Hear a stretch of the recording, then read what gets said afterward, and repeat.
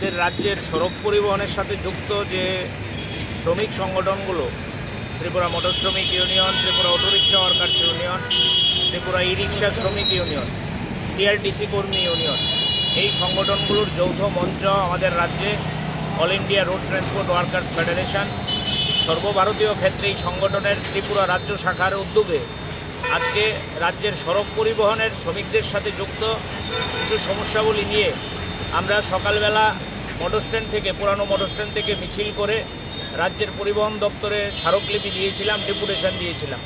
তারই অঙ্গ হিসাবে আজকে রাজ্যের স্বরাষ্ট্র দপ্তরের সাথে যুক্ত কিছু দাবি সনদ নিয়ে আমরা রাজ্য পুলিশ হেডকোয়ার্টারের মহানির্দেশকের কাছে আমরা এখানে এসেছি। আমরা পুলিশ অফিসারদের কাছে স্মারকলিপি প্রদান করব। বিশেষ করে আমরা লক্ষ্য করছি আমাদের রাজ্যে সড়ক পরিবহনের সাথে যুক্ত যারা শ্রমিক, তাদেরকে ধর্মনগর থেকে সাবরুম পর্যন্ত নানানভাবে একাংশের পুলিশ আধিকারিক, পুলিশ কর্মীদের কাছে হয়রান হতে হচ্ছে।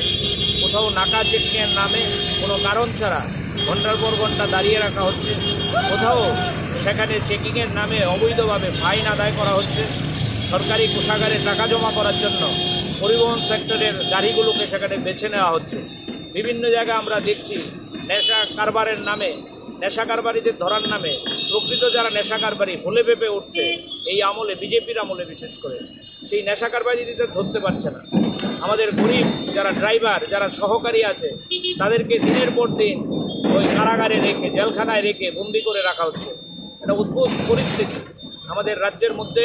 সেখানে সড়ক পরিবহন শ্রমিকদের অবস্থা, এই বিভিন্ন বিষয় নিয়ে 5 দফা দাবি সেখানে আমরা একত্রিত করেছি। এগুলো নিয়ে আমরা এখানে পুলিশের হেডকোয়ার্টারে এসেছি। আমরা স্মারকলিপি দেব, আমাদের অফিসারদের সাথে কথা বলবো। আমরা বিশ্বাসী যে পরিবহন শ্রমিকরা আজকে যে লড়াইয়ের মাধ্যমে তাদের দাবিগুলো পরিবহন দপ্তর এবং স্বরাষ্ট্র দপ্তরে উপস্থিত করছে, আগামী দিনে আমাদের রাজ্যের বিজেপি সরকার যদি এই দাবিগুলো না মানে, আজকে যেভাবে পুরানো মোটর স্ট্যান্ড থেকে মিছিল করে পরিবহন শ্রমিকরা রাস্তায় নেমেছে, আগামী দিনেও তারা আবার রাস্তায় নামবে। এবং সবচেয়ে বড় কথা হচ্ছে এই শ্রমিকদের উপর হয়রানি বৃদ্ধি পেয়েছে 2018 সালের মার্চ মাসের পর। আরেকটা ভয়ানক ঘটনা আপনাদের কাছে না বললে না হয়, আমাদের রাজ্যের মোটর স্ট্যান্ডগুলো জুয়া, নেশা, তোল্লাবাজ, মাফিয়াদের আখ্যায় পরিণত হয়েছে। মোটর স্ট্যান্ডগুলোতে এখন শ্রমিকরা থাকতে পারে না, মাফিয়ারা থাকে। এবং এই মোটর স্ট্যান্ডগুলোতে সেখানে অনিয়ন্ত্রিতভাবে মোটর শ্রমিকদের উপর তোল্লা আদায় চলছে, নানান কায়দায় তোল্লা আদায়। এবং আমাদের ইউনিয়নের যে অফিসগুলো, অটোরিক্সা মোটরের ইউনিয়ন অফিসগুলো জবরদখল করা হয়েছে 2018 সালের পর। আরএমএর চমুনিতে আমাদের জুট জায়গা, অটো শ্রমিকদের অফিস ঘর, এই অফিস ঘর সেখানে দখল করে নিয়েছে। বটতলায় আমাদের জুট জায়গায় আমাদের ঘর এখানে দখল করে নেওয়া হয়েছে।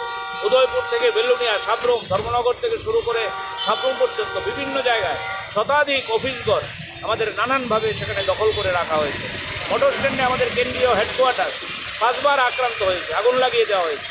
এই আমরা দাবি করব পুলিশের মহানির্দেশকের নিকট যে ইউনিয়ন করার অধিকার গোটা দেশে স্বীকৃত অধিকার, গোটা পৃথিবীতে স্বীকৃত অধিকার।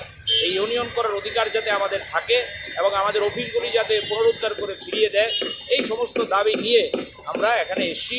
আমরা আপনাদের কাছে আহ্বান করব আমাদের দাবিগুলো মানুষের কাছে পৌঁছে দিয়ে সাধারণ মানুষও যাতে আমাদের দাবিগুলির প্রতি সহমত পোষণ করে, এই ভূমিকা আপনারা নেবেন।